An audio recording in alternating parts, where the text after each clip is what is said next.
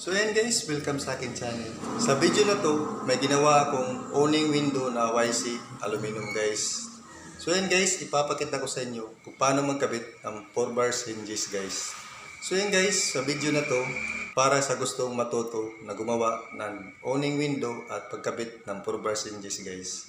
So yan guys, pakita. So yan guys, ito pala yung ginawa ko na owning window guys. Ayan. Na YC aluminum guys. So, pasensya na guys kung di ko pinakita kung paano siya binuo. Ayan. So, yan guys. Ito pala yung itsura ng yung YC perimeter frame. So, yan. So, dito guys. Dito. Ayan. Ayan siya guys. Tapos ito guys. Ang itsura nito. Ayan. So, ito.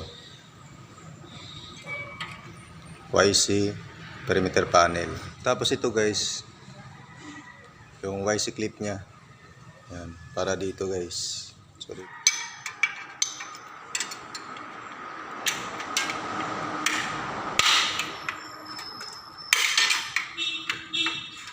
Yan. Yan, pasok. Yan. So para dito guys. At yung YC vinyl. So wala ako guys kasi walang available sa supplier na binilang ko nito. So pwede naman yung kung wala guys. At dito ilalagay yung YC vinyl guys dito. Ipapasok nyo lang dito, ayan. Tapos dito sa panel na guys, ayan. Dito or dito. Tapos yung 4 bar hinges nya. So ito lang guys yung kailangan na materyales sa pagbuo ng owning window, YC aluminum. Tapos yung kaltas nito guys, kung anong sukat ng pagkabitan mo. So ganun din ito, yung perimeter na frame. Tapos yung kaltas naman na para sa panel frame, -1 lang tayo guys. Kumbaga itong lapad 24 inches, 10 lang guys. So dito 23 inches na yung lapad. Tapos yung height naman sample 20 inches. Tapos dito 19 inches na guys. So pasok na yan guys dito guys. Yan, try natin. Yan.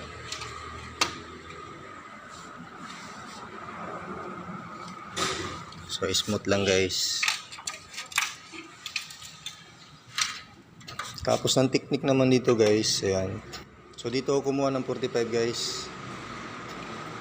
Dito sa design niya, ito. Ito. Dito ako kumuha ng 45. Pwede naman dito guys sa kabila. Ito.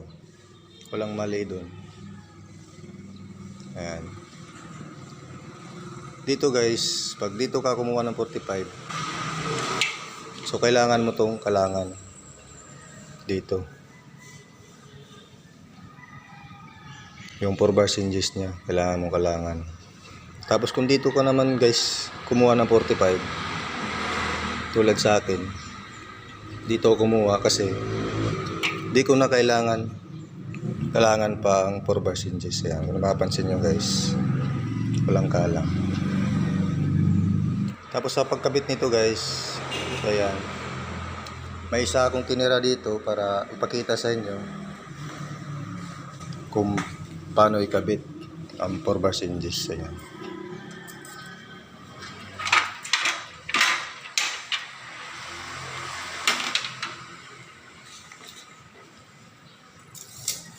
Ayan, ito yung 4 bar hinges niya guys, yung itsura.